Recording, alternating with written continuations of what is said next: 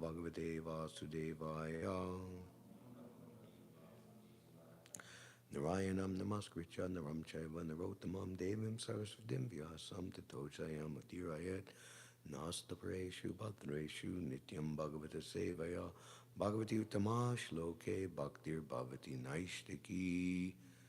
Reading from the Srimad Bhāgavatam, 3rd Canto, Chapter 26, Fundamental Principles of Material Nature, Text 16. Prabhavam, Parusham, Prahu, Kalam, Eke, Yata, Payam, Ahankara, Vimudasya, Kartu, Prakritim, Iyusa, Prabhavam, Parusham, Prahu, Kalam, Eke, Yato, Bayam, Ahankara, Vimudasya, Kartu, Prakritim, Iyusa, Prabhavam Barasham Prahu Kalam Eke Yato Bayam Ahankara Vimudasya Tim Iyusa Prabhavam Barasham Prahu Kalam Eke Yato Bayam Ahankara Vimudasya Kartu Prakritim Iyusa.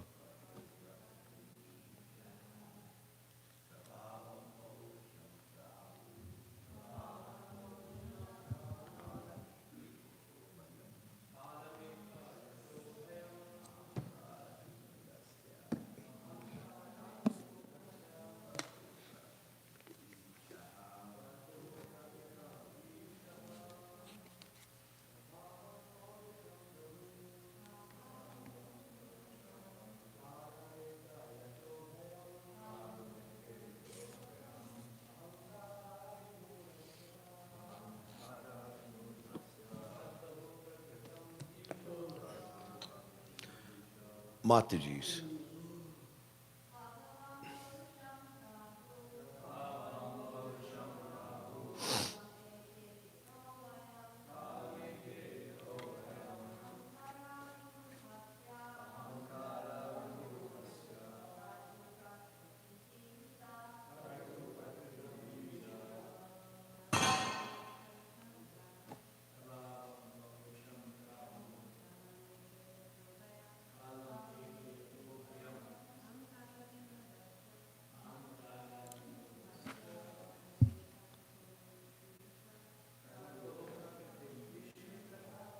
Prabhavam, the influence, Parusham, of the Supreme Personality of Godhead.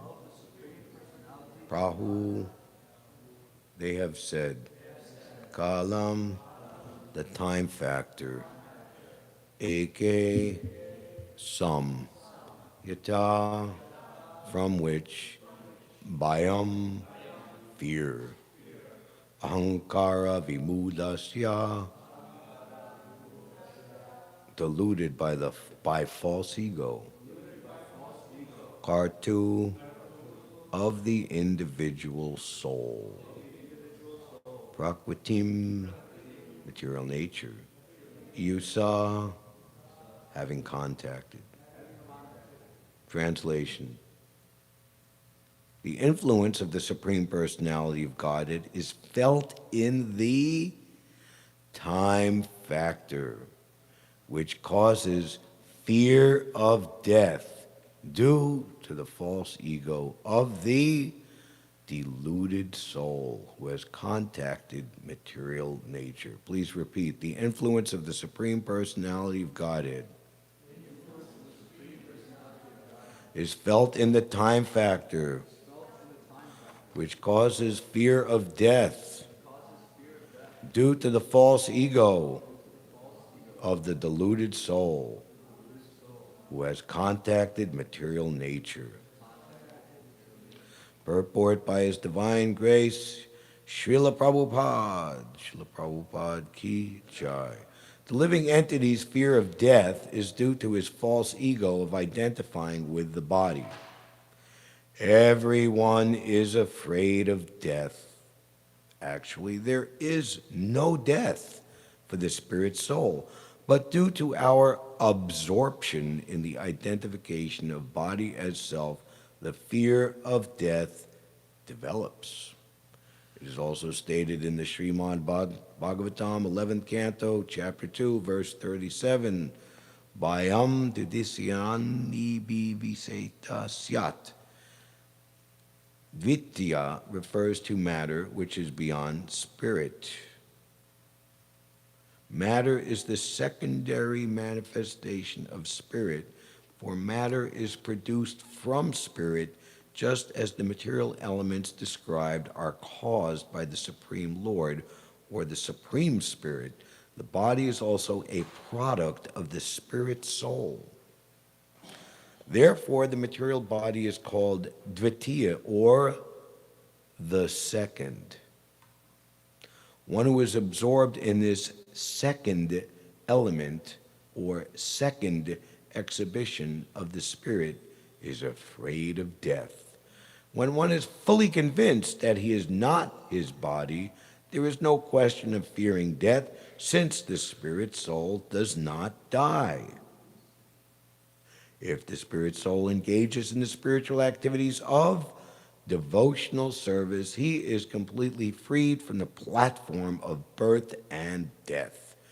His next position is complete spiritual freedom from a material body. The fear of death is the action of the kala, or the time factor, which represents the influence of the Supreme Personality of Godhead. In other words, time is destructive. Whatever is created is subject to destruction and dissolution, which is the action of time.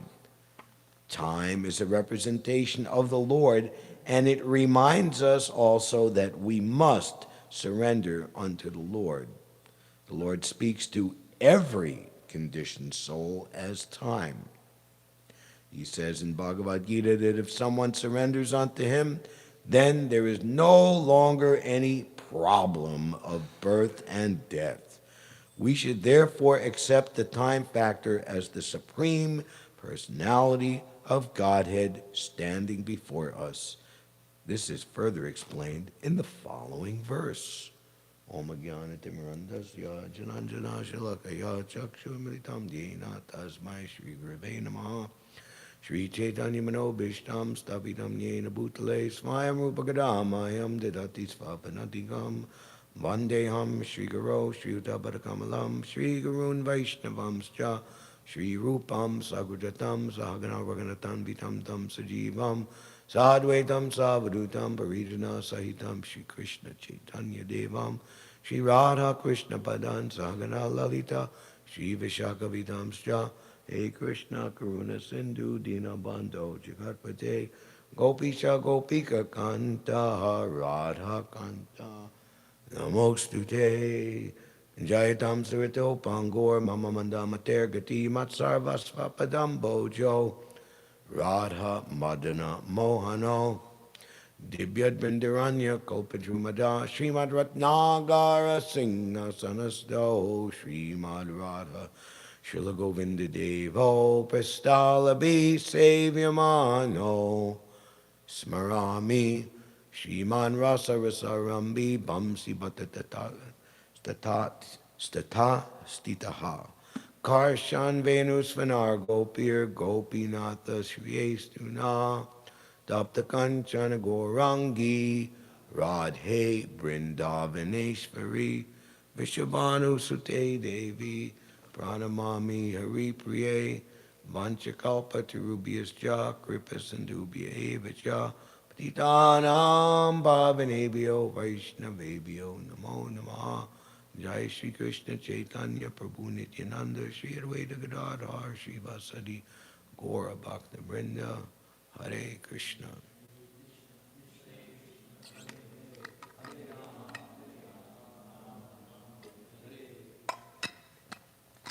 Prabhavam Parusham Prahu Kalam Eke Yato Bayam Ahankara Vimudasya Kartu Prakritim Iyasa.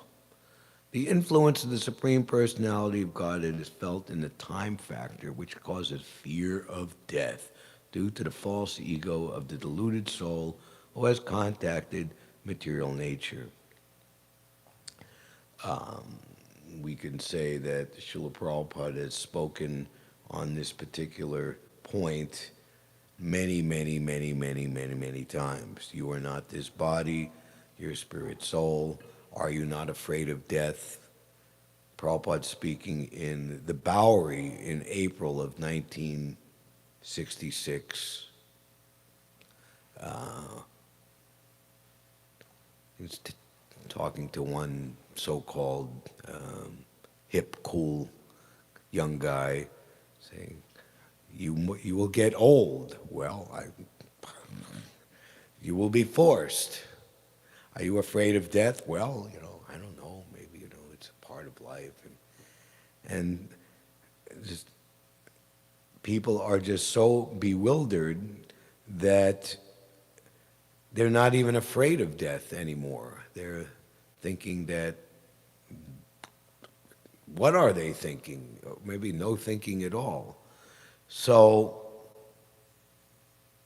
devotees who are out there, this is very nice. Prabhupada says at the end of the purport, the Lord speaks to every conditioned soul as time. So we should understand that of people, and understand that because everyone is a long-lost devotee deep down underneath it all, that what is happiness for ourselves is happiness for everyone else. What is unhappiness for me is unhappiness for everyone else. He is the true yogi who sees everyone in that way. That there are people out there who are not so bewildered, so crazy, and they are fearing the time element, and they are afraid of death. And the problem, and Prabhupada just says here, the problem of repeated birth and death stops at once.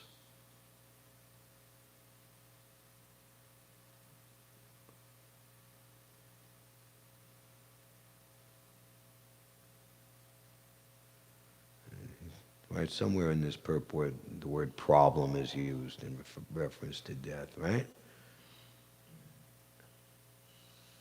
One who is absorbed in the, and the other point is the dvitiya, or the second element. One point to, for people to try to understand how they are not the material body, is Prabhupada would give the example of the man who has just passed away, and the son and the family members are lamenting. Says, "What do you mean your father is not gone away? He's right here. He's lying on the bed, the deathbed." But they're lamenting because he, the real person, the soul, has left the body. So the body is a product of the spirit soul's absorption in matter, in the false identification of self as the body, and by daivi netrena, karma, by one's activities, thoughts, desires, combination of, if you're an accountant, pluses and minuses, you get a particular body which is a mixture, more or less, or whatever, of the different opulences, which are originally part and parcel of the Supreme Personality of Godhead. You have a certain amount of bodily beauty, you have more or less. You have a certain amount of riches, more or less. You have a certain amount of intelligence, more or less. You have a certain amount of strength or physical stature, more or less. You have a certain amount of ability to be detached one way or the other, more or less. You have a certain amount of fame and notoriety. Some people are like, wow, they're very famous. You know, the same person with two hands, two legs, and a stomach, and a need to eat and sleep. Whereas another person is who could care less, insignificant. You know, certain people are considered much more important, whereas other places or countries, it doesn't matter if we bomb them and destroy them, what loss is there to the world? At least some people think. This is all just a mixture of the modes of material nature, and that's there in animal society and other species of life also. So, on the spiritual platform, especially the platform of pure devotional service and Krishna Sambandha, relationship with Krishna, all of these prejudicial distinctions are conspicuous by their absence.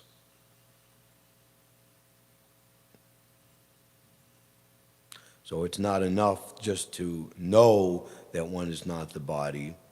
Then one must understand what are the activities in liberation. And those activities in liberation are only one and only pure devotional service to the Lord. So this particular chapter, it's coming right after chapter 25, the glories of devotional service. And after some time, Kapila Dev will again return to the process of pure devotional service. And ultimately, as Prabhupada teaches us, the quote-unquote Sankhya philosophy being taught by the Lord as Kapila Dev is nothing less, not more, nothing less than pure devotional service. So we have a lot of ground to cover, so we'll conclude on that point and keep going. Today is the appearance day of Srila Madhvacharya. We are known as the Brahma Madhva Gaudiya and Sampradaya, also sometimes elongated Brahma Madhva Gaudiya Rupanuga Prabhupadanuga Sampradaya. So there's a nice description by Srila Prabhupada of Madhvacharya in the purport to the verse 245 of the chapter 9 of the Madhya Lila, which is entitled Lord Chaitanya's Travels to the Holy Places. Madhvacharya Stani Aila Yata Tatvavadi Udupi Krishna Deki Tahan Haila Preman Madi. Chaitanya Mahaprabhu next arrived at Udupi, the place of Madhvacharya, where the philosophers known as Tattvavadis resided. There he saw the deity of Lord Krishna and became mad with ecstasy. Srila Madhvacharya took his birth near Udupi, which is situated in the South Karna district of South India, just west of Sayadri. This is the chief city of the South Kannada province and is near the city of Mangalore, which is situated to the south of Udupi. Near the city of Udupi is a place called Pajaka Kshetra, where Madhvacharya took his birth in a Shivali Brahmana dynasty as the son of Madhyega Bhatta in the year 1040 Shakabda, AD 1118. According to some, he was born in the year 1160 Shakabda, 1238 AD. In his childhood, Madhvacharya was known as Vasudev, and there are some wonderful stories surrounding him. It is said that once when his father had piled up many debts, Madhvacharya converted tamarind seeds into actual coins to pay them off. When he was 5 years old, he was offered the sacred thread. A demon named Maniman lived near his abode in the form of a snake, and at the age of 5, Madhvacharya killed that snake with the toe of his left foot. When his mother was very much disturbed, he would appear before her in one jump. He was a great scholar even in childhood, and although his father did not agree, he accepted sannyas at the age of 12.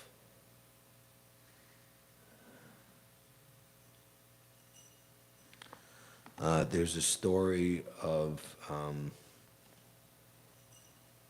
one devotee who, in London, and he had a stepson, and while Prabhupada was at the Bhaktivedanta Manor,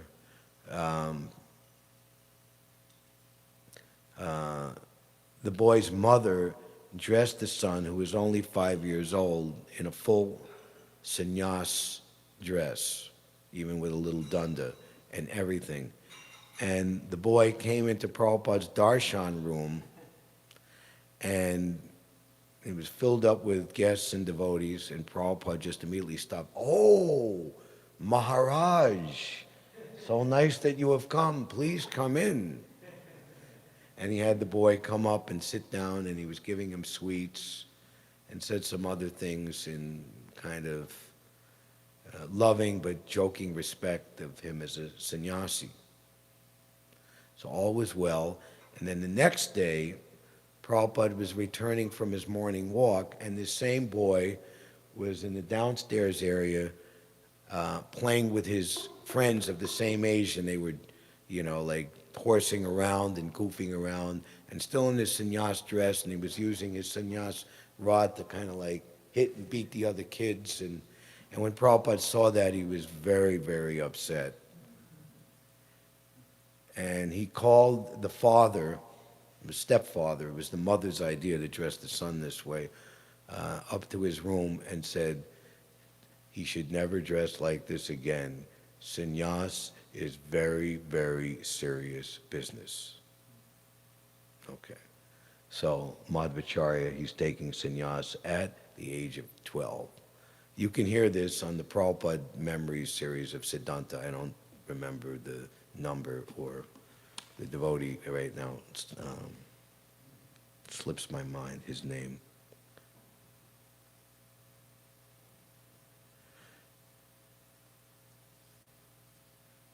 Although his father did not agree, he accepted sannyas at the age of 12. Upon receiving sannyas from Achyuta Preksha, he received the name Purna Pragna Tirtha. After traveling all over India, he finally discussed scriptures with Vidya Sankar, the exalted leader of Sringeri Math. Vidya Sankar was actually diminished in the presence of Madhvacharya. Accompanied by Satyatirtha, Madhvacharya went to Badrik Ashram. It was there that he met Vyasadeva and explained his commentary on the Bhagavad Gita before him. Thus he became a great scholar by studying before Vyasadeva. By the time he came to the Ananda Math from Badrik Ashram, Madhvacharya had finished his commentary on the Bhagavad Gita. His companion, Satyatirtha, wrote down the entire commentary. When Madhvacharya returned from Badrik Ashram, he went to Ganjama, which is on the bank of the river Godavari. There he met with two learned scholars named Sobhanabhatta and Swami Shastri. Later, these scholars became known in the disciplic succession of Madhvacharya as Padmanabh Tirtha and Narahari Tirtha. When he returned to Udupi, he would sometimes bathe in the ocean. On such an occasion, he composed a prayer in 5 chapters. Once, while sitting beside the sea, engrossed in meditation upon Lord Sri Krishna, he saw that a large boat containing goods for Dwarka was in danger. He gave some signs by which the boat could approach the shore, and it was saved. The owners of the boat wanted to give him a present, and at the time, Madhvacharya agreed to take some Gopi Chandan. He received a big lump of Gopi Chandan, and as it was being brought to him, it broke apart and revealed a large deity of Lord Krishna. The deity had a stick in one hand and a lump of food in the other. As soon as Madhvacharya received the deity of Krishna in this way, he composed a prayer. The deity was so heavy that not even 30 people could lift it. Yet Madhvacharya personally brought the deity to Udupi. 8 of Madhvacharya's sannyas disciples became directors of his 8 monasteries.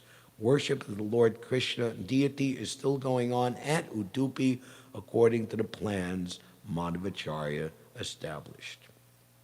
Madhvacharya then for a second time visited Bhadrakashram. While he was passing through Maharashtra, the local king was digging a big lake for the public benefit.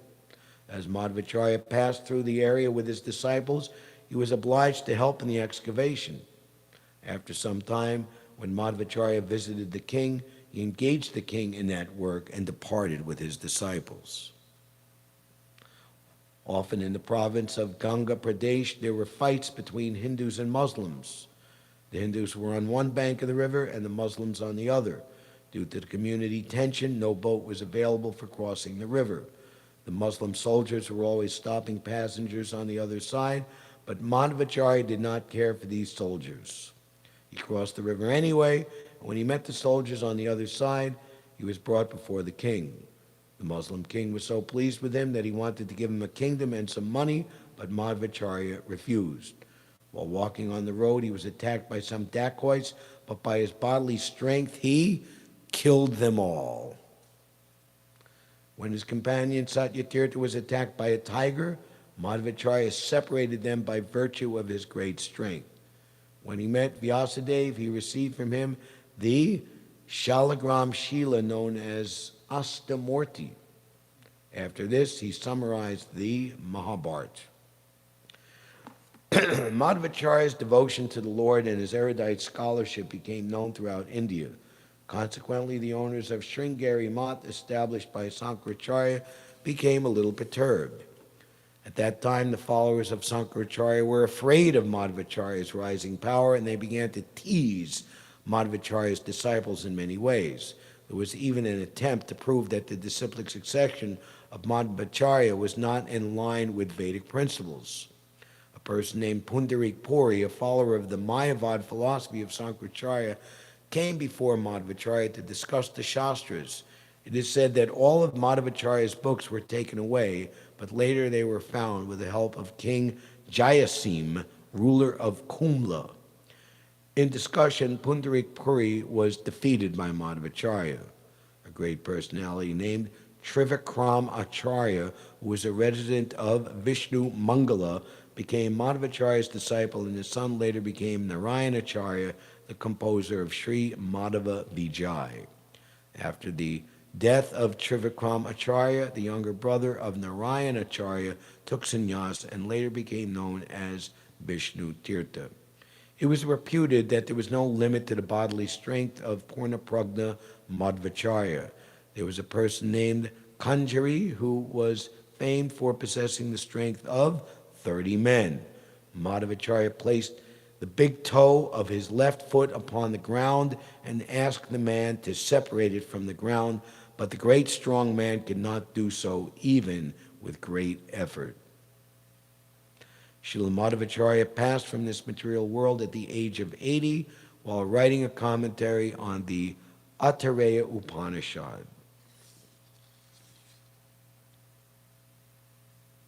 The Acharyas of the Madhva Sampradaya established Udupi as the chief center, and the monastery there was known as Uttaradi Math. A list of the different centers of the Madhvacharya Sampradaya can be found at Udupi, and their Math commanders are, and there's quite a long list, 45 are given, and the years of their tenure. To date, in the Udupi monastery, there are another 14 Madhvatirtha sannyasis. As stated, Udupi is situated besides the sea in South Kannara, about 36 miles north of Mangalore. Srila Madhvacharya Ki Jai. So this is Ram Vijay Utsav. It is the day that Lord Ramachandra completed the conquest of Lanka, which was begun by his devoted servant Hanuman.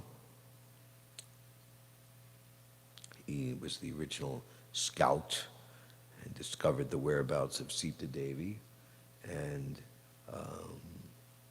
the miracle of making a bridge of stone to float from the mainland of India to Lanka was completed.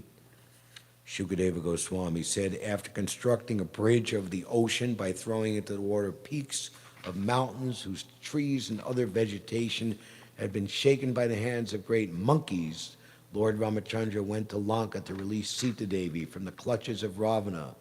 With the direction and help of Vibhishan, Ravana's brother, the Lord, along with the monkey soldiers headed by Sugriva, Nila, and Hanuman, entered Ravana's kingdom, Lanka, which had previously been burnt by Hanuman. So Prabhupada in this purport describes great mountain peaks, stones, how could they float? And the example that Krishna is already floating unlimited planets and unlimited universes effortlessly. Describing how material nature works, the Brahma Samhita says that the sun moves as desired by the Lord. Consequently, for Lord Ramachandra to construct a bridge over the Indian Ocean with the help of monkey soldiers who threw great mountain peaks into the water is not at all wonderful. It is wonderful only in the sense that it has kept the name and fame of Lord Ramachandra eternally celebrated. After entering Lanka, the monkey soldiers, led by chiefs like Sugriva, Nila, and Hanuman, occupied all the sporting houses, granaries, treasuries, palace doorways, city gates, assembly houses, palace frontages, and even the resting houses of the pigeons. When the city's crossroads, platforms, flags, and golden water pots on its domes were all destroyed, the city of Lanka appeared like a river disturbed by a herd of elephants.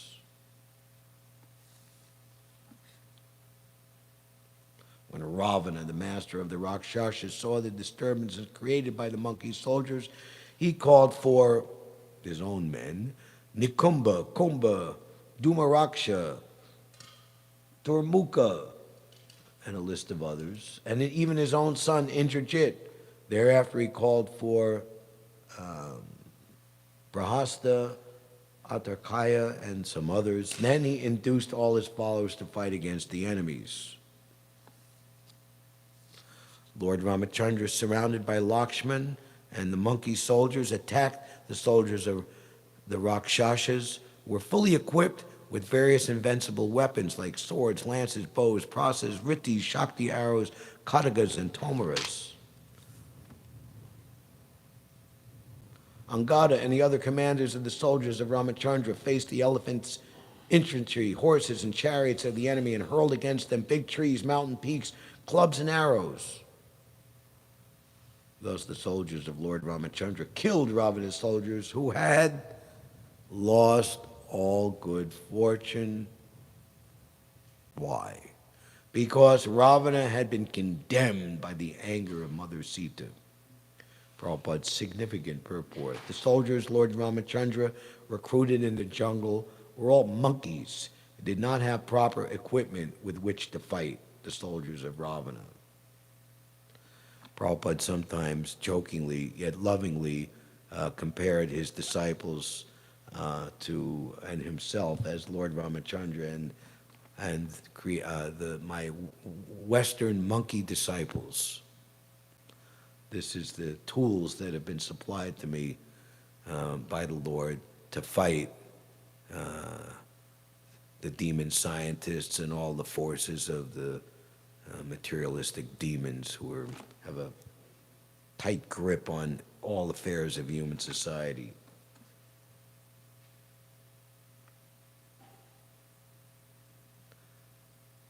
So they did not have proper equipment with which to fight the soldiers of Ravana, but Ravana's soldiers were equipped with weapons of modern warfare, whereas the monkeys could only throw stones, mountain peaks, and trees. It was only Lord Ramachandra and Lakshman who shot some arrows. But because the soldiers of Ravana were condemned by the curse of Mother Sita, the monkeys were able to kill them simply by throwing stones and trees. There are two kinds of strength. Daiva and Purushakar. Daiva refers to the strength achieved from the transcendence, and Purushakar refers to strength organized by one's own intelligence and power. We see everybody, we have to walk to the Hoyt Skimmerhorn subway, and we see, oh, or you're right on the corner here in this Even Hotel, they're in the gym, and like, gym membership, and lifting weights, muscles, as if this is going to save them.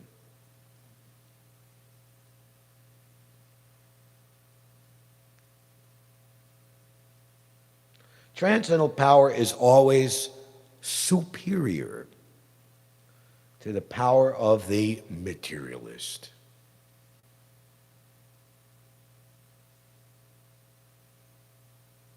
Hiranyakashipu thought himself so powerful, yet he was defeated by his 5-year-old son Prahlad. Transcendental power is always superior. Depending on the mercy of the Supreme Lord, one must fight one's enemies even though one may not be equipped with modern weapons. Therefore, Lord Krishna instructs Arjuna, Mam Anusya Yudhyacha, think of me and fight. So we have the best weapon. It's called the Hare Krishna Mahamantra, Sango Pangastra Parshadam. We should fight our enemy to the best of our ability, but for victory, we must depend on the mercy of the Supreme Personality of Godhead. Divesting slightly, in the 5th canto, chapter, residents of Jambudweep offer prayers.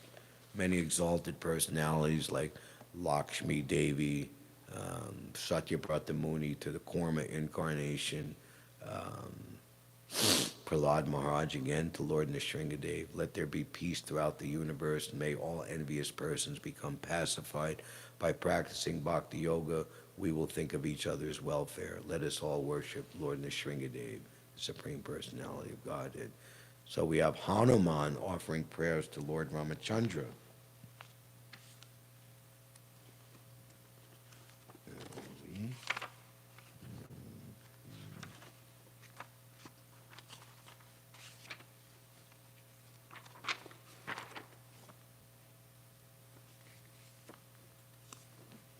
A host of Gandharvas is always engaged in chanting the glories of Lord Ramachandra.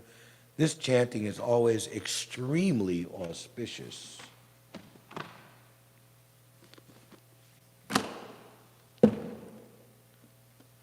Hanumanji and Aristasena, the chief person in Kimpurusha Varsha, constantly hear those glories with complete attention. Hanuman chants the following mantras. Om Namo Bhagavate Uttama Shlokaya. Let me please worship your lordship by chanting the Bij mantra Omkar.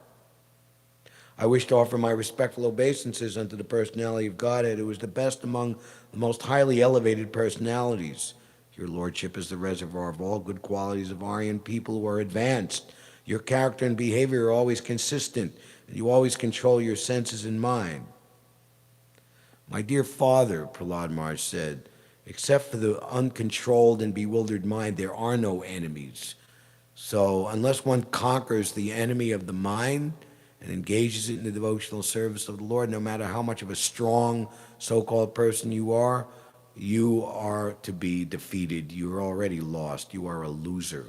But one who is surrendered to Krishna, he is a strong person, and he will always be victorious over all of his enemies. Acting just like an ordinary human being, you exhibit exemplary character to teach others how to behave. There is a touchstone that can be used to examine the quality of gold, but you are like a touchstone that can verify all good qualities. You are worshipped by Brahmins, who are the foremost of all devotees. You are the Supreme Person, the King of Kings, and therefore I offer my respectful obeisances unto you.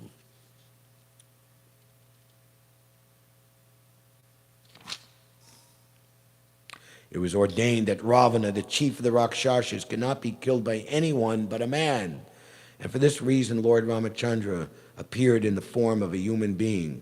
Lord Ramachandra's mission, however, was not only to kill Ravana, but also to teach mortal beings that material happiness centered around sex life or centered around one's wife is the cause of many miseries. He is the self-sufficient Supreme Personality of Godhead, and nothing is lamentable for him. Therefore, why else could he be subjected to tribulation by the kidnapping of Mother Sita?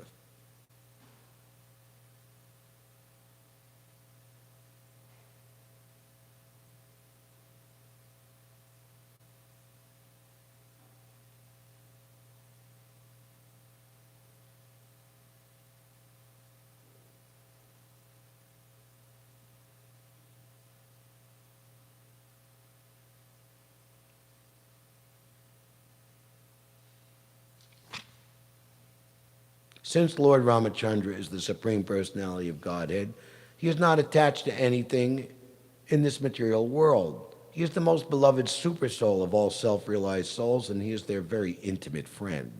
He is full of all opulences. Therefore, he cannot possibly have suffered because of separation from his wife, nor could he have given up his wife and Lakshman, his younger brother. To give up either would have been absolutely impossible. One cannot establish a friendship with the Supreme Lord Ramachandra on the basis of material qualities such as one's birth in an aristocratic family, one's personal beauty, one's eloquence, one's sharp intelligence, or one's superior race or nation. None of these qualifications is actually a prerequisite for friendship with Lord Sri Ramachandra. Otherwise, how is it possible that although we uncivilized inhabitants of the forest have not taken noble births, although we have no physical beauty, and although we cannot speak like gentlemen, Lord Ramachandra has nevertheless accepted us as friends? Oh. So Prabhupada quotes in this verse 7 of this chapter 19 of the 5th canto, "Behold the great fortune of the devotee Kolavechar Sridhar. In the Jagannath Temple in Mayapur, there is a place that was erected by Srila Bhaktisiddhanta just behind the field there, or in the field on the other side of the temple. They shed tears upon seeing his greatness. One cannot attain Lord Krishna by any amount of wealth, followers, or learning. Sri Chaitanya Mahaprabhu was controlled only by pure devotees. Lord Sri Chaitanya Mahaprabhu had a very sincere devotee whose name was Kolavechar Sridhar, and his only business was to sell pots made of the skin of banana trees. On the whole, he was so very poor that he'd live in a cottage that had a broken roof with many holes on it. He could not afford brass utensils, therefore he drank water from an iron pot. Nevertheless, he was a great devotee of Lord Chaitanya Mahaprabhu. He is a typical example of a poor man with no material possessions who become a most exalted devotee of the Lord. The conclusion is that one cannot attain shelter at the lotus feet of Lord Krishna or Sri Chaitanya Mahaprabhu through material opulence, but only attainable by pure devotional service. Therefore, whether one is a demigod or a demon, a man or a creature other than a man, such as a beast or bird everyone should worship Lord Ramachandra, who appears on this earth just like a human being. There is no need of great austerities or penances to worship the Lord, for he accepts even a small service offered by his devotee. Thus he is satisfied, and as soon as he is satisfied, the devotee is successful indeed. Lord Ramachandra brought all the devotees of Ayodhya back home, back to Godhead, in Vaikuntha.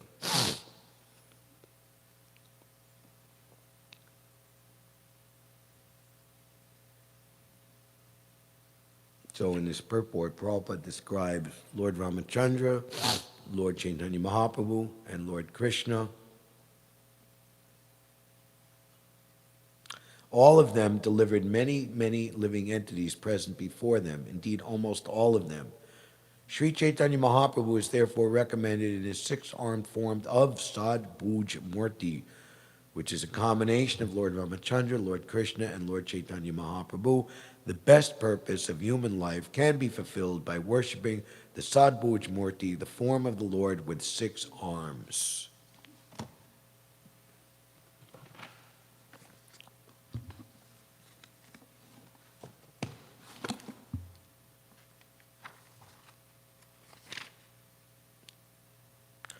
Lord Ramachandra said to Ravana, "You are the most abominable of the man-eaters.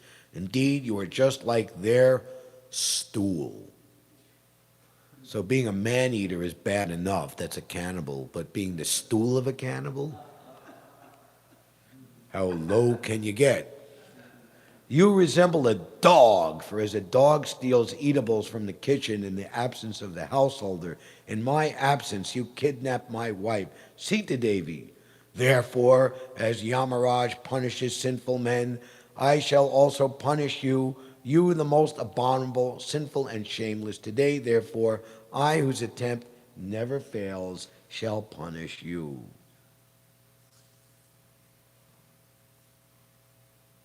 Ravana was so sinful and shameless that he did not know what the result would be of kidnapping Mother Sita, the pleasure potency of the Supreme Lord Ramachandra. This is the disqualification of the Rakshasas, that they don't know. They don't know what is to be done and what is not to be done, plunging headlong into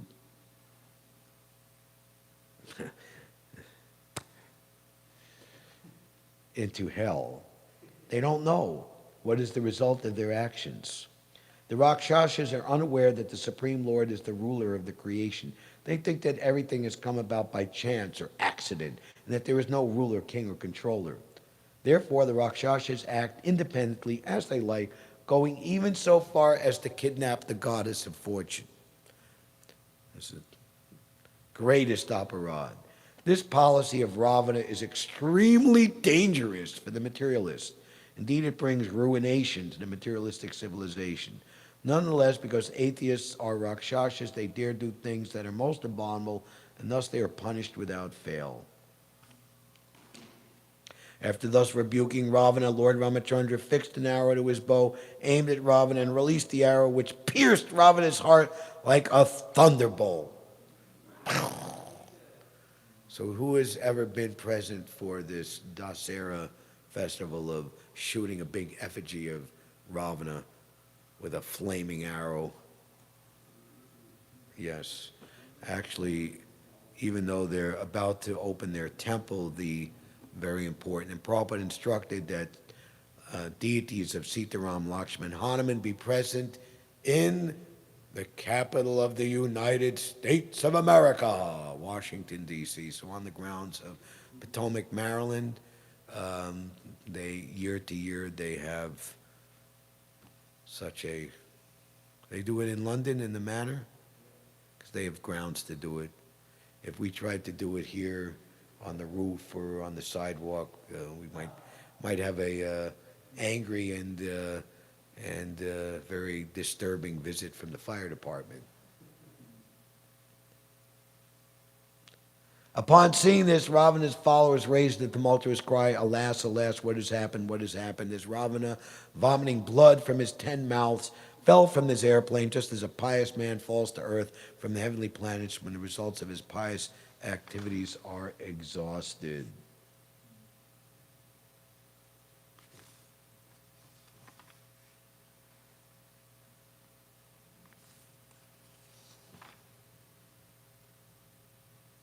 One who follows the path of Ravana is condemned in 2 ways.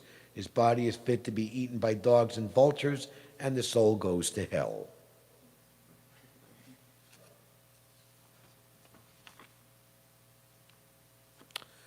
And on this day, 37 years ago, 1986, in Sri Vrindavan Dham, the desired 24-hour kirtan of Srila Prabhupada desired, gave the order in 1975, went through various mishaps, ultimately fizzling out, but it was restarted on this day, and to this day, some 37 years later, the Mahamantra, the Hare Krishna Mahamantra, has been sounding in the most holy abode of Sri Vrindavan Dham 24 hours a day, 7 days a week, 12 months a year, 365 days a year, ever since. So this, of course, is the work and dedication of Srila Prabhupada's disciple, Ayendra Prabhu, who had some tenure here in New York from 1981 to 1986. The original altar building, altar structure, when we moved into the building, you see these, what do you call them, pikes or poles. The gopi panels were added later, and this, we'll call it a superstructure of the altar raising up with the lotuses. That was done later, but the original altar was built by Ayendra, and where Tulsi is residing from the wintertime, that was just all bricks. And so Ayendra put the original stucco or white there also.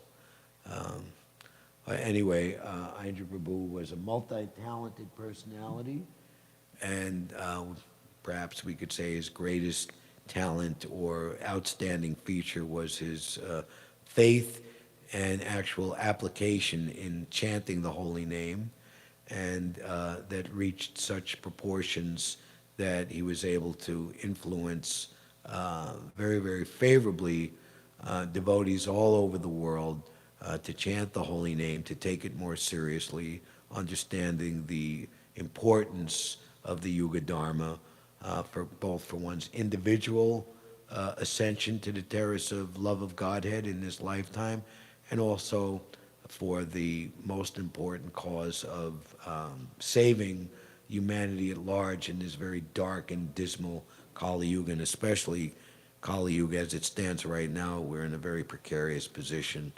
So the chanting of the holy name resonating from Sri Vrindavan Dham, very important. Srila Prabhupada said, if there was trouble with our movement all over the world to such an extent that even all the temples had to close, that if Vrindavan and Mayapur would remain open, that would be enough to keep the purity of this movement, and then it would resurface again in due course of time. And to the question, Srila Prabhupada, should we make 24-hour kirtan in all the temples of the world? And Prabhupada's two-word response, emphatic and encouraging, was to the point, why not? So Harinam Sankirtan is extremely important. It is the Yuga Dharma, and that it is going on in Sri Vrindavan Dham, the place where devotees are always to be centered on. Wherever we are performing devotional service in the world, that is Vrindavan.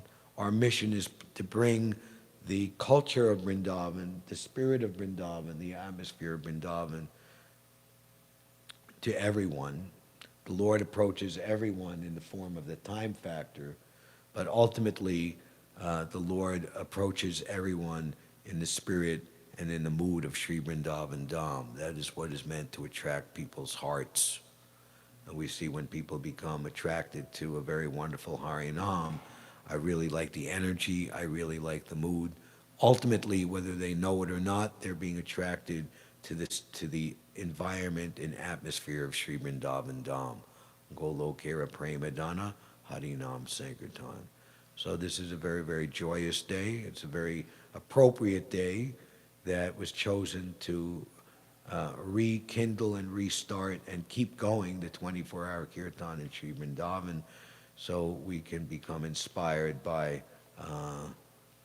the glories of this day, Lord Ramachandra's victory over Ravana and his demoniac kingdom and demoniac way of life, the rescuing of the goddess of fortune, who is the source of all good fortune for everyone,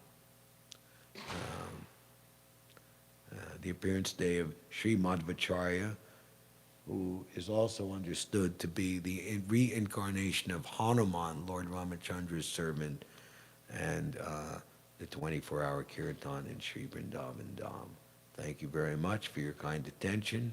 All glories to Srila Prabhupada, Sri Sri Radha Govinda Ki Jai, Nitai Gaur Premanandi, Hare Krishna.